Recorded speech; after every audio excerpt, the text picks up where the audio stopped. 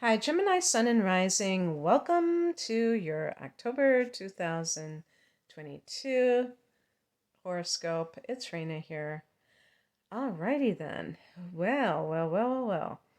I'm recording this in September, and I mean, it's not that early in September when I'm recording this on the 19th of September. So I'm trying to figure out, but it's like I always, whenever I'm talking about the next month, I'm always like, oh man, now I'm already talking about October. But yes, I am. And this is eclipse season. We're going to have an eclipse in Scorpio, a solar eclipse.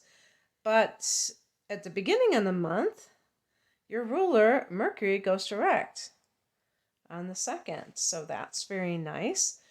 And it goes direct in Virgo. So for you, that's going to be your fourth house of home and family.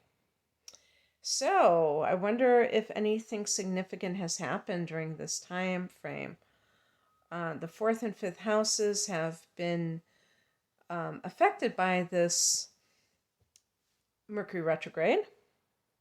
And so, because it began in the fifth house, if you heard back from a former love and that threatened your current family in some way, maybe thinking of running off, and I don't know, that might be a bit extreme for most people. Actually, one of the things that this could involve is something about children, because the fifth house can be children themselves, but the fourth house is the house of mothering, nurturing, the family unit. And for Gemini, this is always kind of a loaded issue because of the nature of, how you are. You're very independent. And so if you've been thinking about having children, I think that's a great thing. The more thinking that people do, the better, rather than having children first and then thinking later. It's good to think about, and this applies to everything in life, is to, think long and hard about decisions that people make and to actually make conscious decisions about these things.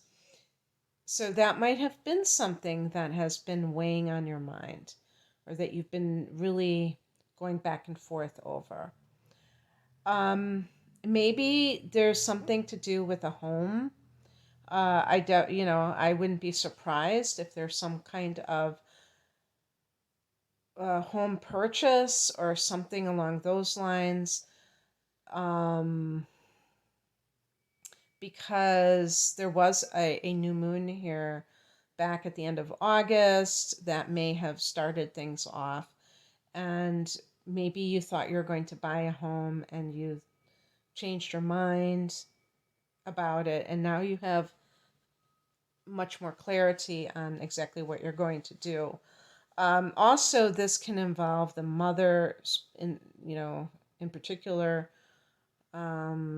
If you had some kind of misunderstanding, that can get smoothed over at some point. On the 8th, Pluto turns direct at 26 degrees of Capricorn. So that's another thing. We're going to have a few planets that go direct. And Pluto is not a personal planet, but it does act as one when it's in a particular house. So for Gemini, the house that this has been influencing you has been the 8th house. Okay? And Pluto in the 8th, whoa, that is really something. I wonder how many Gemini individuals have been really either going through heavy duty therapy or shadow work, energy healing, something along those lines, because that's what the 8th house represents. But you may have kind of stopped doing that for a while. And I don't think, depending on other circumstances, that may be very good, because sometimes people are always looking outside of themselves. Even when it comes to like 8th house matters, if it's shamanism, astrology, the tarot, any of those, any metaphysical kind of things that the eighth house might represent, there still can be this tendency to be trying to fix yourself. Um, like therapy too. People can go into therapy, but some people stay in therapy for years. Now, maybe that might be very important for certain people and they feel like they're making a lot of progress. But I feel also that everything that comes up for us in these healing modalities, we also have to integrate. So it's not enough to know why you're doing what you're doing. You have to be able to, that the final piece is to integrate it, because what that means is that if you have, let's say you have a habit that you do not want to have, and you might even be ashamed of it, whatever it is, it could be like an obsessive compulsive situation, or you feel like an addiction, whatever it is. The point is it exists, and you may go into therapy and find out why you feel compelled to do this thing. But that's not enough to solve the issue, to heal you from that addiction, because it's just intellectual understanding. Even on the spiritual level, if you spiritually understand why it's happening.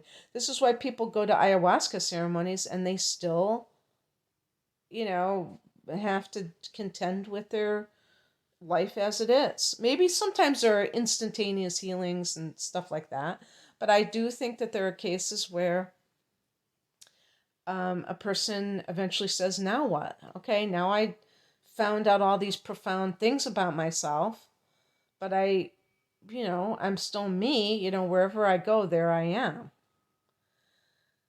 So, that was the Pluto retrograde may have really hit that home for you about working deep within your core, within yourself, not looking to these outer fixes to do it for you. And then now that Pluto is direct, you may find that you're ready again to bring that into your toolbox, if you will. And that's okay, because it means that you are, that's what integration is that you're realizing certain things about yourself and you're not rejecting them anymore. You're making space for them. And, I've heard similar things about when you have an addiction, that it's like what you do is, if you're going to do something, you might as well enjoy it. Now, I'm not, saying this across the board, because obviously there are some addictions that can be deadly, that can actually threaten your life, or make you very sick. So I'm not, endorsing addictions per se, but I am saying that if you're going to do something and there's no stopping you from doing it, then you have to have the highest sense of your own feelings, good feelings about it. If you're feeling shame while you're doing something, then that is and you really feel that deeply within yourself, then it's time to let go of that thing. But a lot of times, because the addiction may not be to the nth degree, it might not be the worst thing in the world. It's not necessarily hurting people at this deep level. People can justify what they're doing, but it's still keeping them, it's still holding them back in some way. So this is kind of the perfect time to really now move forward with all the things you want to transform. On the 9th, we have a full moon at 16 degrees of Aries. And this for you is the 11th house of hopes and wishes. Maybe you're going to have, maybe this will be your harvest moon, where things that you have been working on come to fruition. This is great for financial gain, because this is a house of gains. And the moon can bring things to that culmination. You could be letting go of friendships. And again, maybe that is part of your transformation. Gemini is a very social sign, but if let's say you've been struggling with addiction and you realize that the people that you surround yourself with are making that more likely because they're also using, then you may have to let go of that. And it will be for your highest good, so it's not a bad thing. On the 10th, Mercury goes into Libra. This is actually going back into Libra after retrograding. So you're still like, revisiting old ground, but now Mercury's moving forward on whatever this represents. So it's fifth house, creative projects, getting in touch with a lover, thinking about love in a new way. On the 23rd, a lot happening. Venus and the Sun go into Scorpio. So this is a changing of the Sun into a new sign. Venus kind of takes the lead by a few hours, going in first. Scorpio for you is the sixth house of work and also health. But as far as work goes, I mean, that's great because Venus can bring money. And I already told you about the 11th house of gains. So there might be a direct correlation between you making more money through your career in the month of October. Also, harmony in the workplace. Finding love in the workplace. That could be as well, even though they frown on it a lot of times. On the same day, Saturn goes direct. Saturn is in fellow air sign Aquarius. So because of this is your ninth house. So what kind of ninth house issues have been kind of stymied, have been stagnating, or taken inward? If you were trying to pursue something very ambitiously and something made you have to go within. This is kind of what I was just referring to with the eighth house activity. The ninth house can represent this as well, as this is the God house. So, for instance, let's say you were an aspiring yoga teacher and then there was some kind of reason why you couldn't travel to study, or you couldn't get that course that you wanted to take. Something, maybe it had to do with finances, or something else may have come up where you just couldn't do it. But what that could be showing you is that there is something else that you had to kind of deal with in an internal level. And like the eighth house, I'm saying, like, instead of always looking outside for that quick fix, to look inside yourself, regardless of spiritual belief system. Because the ninth house, that's what the ninth house represents, is your philosophical framework for how you pursue life. But sometimes even that is, maybe that has been too rigid, maybe it has been too loosey-goosey, and it had to be more, you had to create more boundaries in your life. Could be either way. And that supports your current situation, perhaps. And now you're ready to move forward in that area. On the 25th, we have a solar eclipse at 2 degrees of Scorpio, so that will be in that sixth house of work. Because it's at 2 degrees of Scorpio, maybe some of you will actually have this in your fifth house. I don't know. I'm always very afraid of mentioning things like that because I kind of get confused sometimes. But yeah, it's better that I just say it's in the sixth house. And that can provide a lot of new work opportunities for you. This is a powerful new moon, and this can be, many doors opening when it comes to work matters. On the 28th, Jupiter goes back into Pisces. So that's another water sign, and this one is affecting your 10th house of career. Wow, that can be really good. So Jupiter has been in that house of gains and in Aries, but now it's going back into Pisces, where Neptune is transiting. So that's another reason I couldn't remember exactly what transit it was that was making me think that Gemini people were, in fact, dealing with a major spiritual influence, but this is it. But this is specifically as it relates to career matters, but also how you're showing up in the world. So I would say, like, for those Gemini people who were kind of like down low spiritual types, didn't really publicize that much, you may be kind of coming out of the closet, so to speak, when it comes to your spiritual life, your spiritual aspirations, as especially as they pertain to career matters. And that can be really wonderful because Jupiter can, coming back into that house might give you a lucky break where somebody reads your social media post and it just so happens that they resonate with, your type, way of wording things because you're a Gemini, right? So you probably word things in a very appealing way. And, Gemini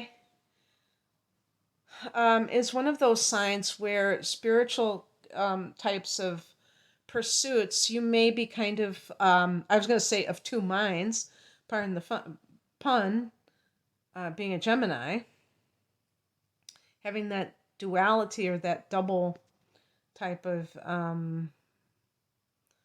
attitude in life. But I feel like with Gemini individuals, sometimes the mind is what you like to emphasize because you're ruled by Mercury. So it almost feels regressive, to kind of have that spiritual awakening, like you're throwing away a perfectly good mind.